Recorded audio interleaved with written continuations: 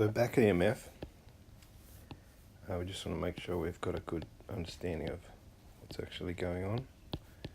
Electromotive force or voltage. Better to use the term electromotive force or EMF. If we have a business and it makes a profit, there's a gross profit, which is just straight out how much it made. If it makes $1,000 a week, that's what it is. But it has expenses, so maybe it spends $600 a week on goods and things. So the net profit, the overall profit they can expect to keep in their pocket, is the gross profit minus the expenses. So it's $400. And that's the net profit, what they keep. The rest goes out for expenses, whatever. In a motor, in order to get that coil turning, you need to supply a current. Now, you've got your north and south pole here. We've got conventional current in this direction. So that's our I. And in this case, using the right hand palm rule, field's going this way. Greatest torque is when these two wires are cutting that field, not up at the top here when it's passing around, but when it's cutting that field, it's getting the greatest interaction between the wires field and the magnet field. So it's great torque there, way round it goes. Now you're putting an EMF into that, say 12 volts. As this wire moves through this magnetic field,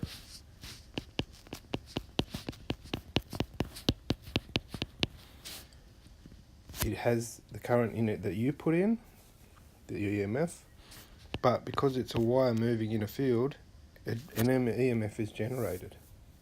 So in this case, current would be produced here. In the field that we're looking at, the current is produced opposite to the current you're supplying. So the net EMF equals the supplied current minus the back EMF. And that back EMF is produced just by this fact that this wire is moving in the field. And it has to oppose the current you've put in. Otherwise, by the conservation of energy, energy has to be conserved, it can't be created. This motor would accelerate and keep getting faster and faster if that EMF didn't exist, if the back EMF didn't exist. So it has to oppose what you're doing, and that's Lenz's law. You do something, the system will cause a change that opposes the change that caused it. Now that back EMF, we'll see the next slide. Here we've got a motor, and there's a motor here. It looks like a DC motor because it's plugged into our DC. Doesn't really matter. It's not turned on, so you've got no voltage, no EMF. Now the motor is turned on. It reaches its normal speed, which means the forward EMF that you supply is balanced by the back EMF. If you make it go faster, the back EMF will increase to oppose you. That balance is the normal operating speed of that motor. So you can make it go faster by adding more voltage here. However, the back EMF will increase proportionately to oppose what you're doing. Now that back EMF is created because the motor is spinning. If you suddenly take that motor operating at normal speed, where these two are balanced, not equal, back EMF is generally less than the forward EMF. And you've got other losses and stuff too, like heat loss and noise loss, energy loss from the motor.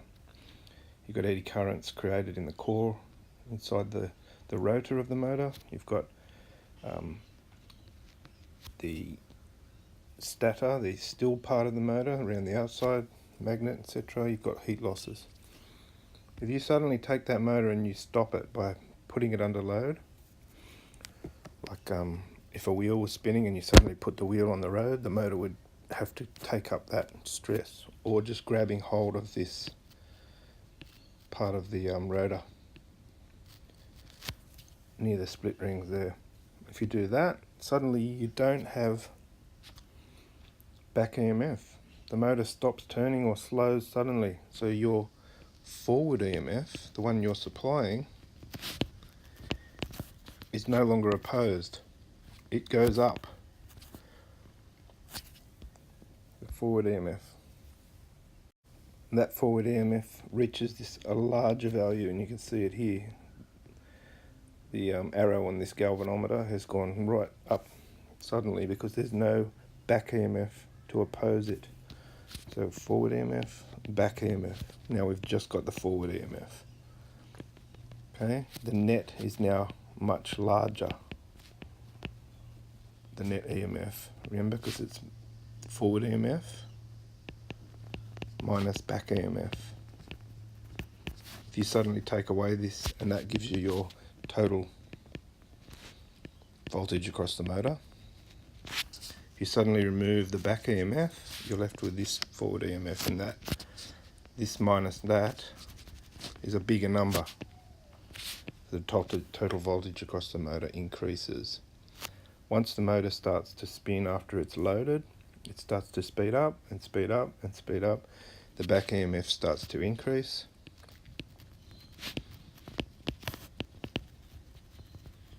And the motor starts to reach its normal operating speed again, where there is forward EMF that you're putting in from here, and back EMF created because the motor is spinning. Hope that clears it up a little bit. Now some motors have, if we have our motor and our power supply, they have a built-in resistor. And that resistor's there, or a cut-off circuit, for when it does go under load, or when the motor is starting up, there's no back EMF, so the forward EMF can surge. And the motor can draw current from your power supply that can cause damage to the motor. Now, it sometimes occurs in industrial sized motors, and they might need something to get them moving before the full power is put in to the motor. So often there's a resistor or resistance in series with the motor to prevent that huge voltage spike going through the motor and melting the coil and that sort of thing.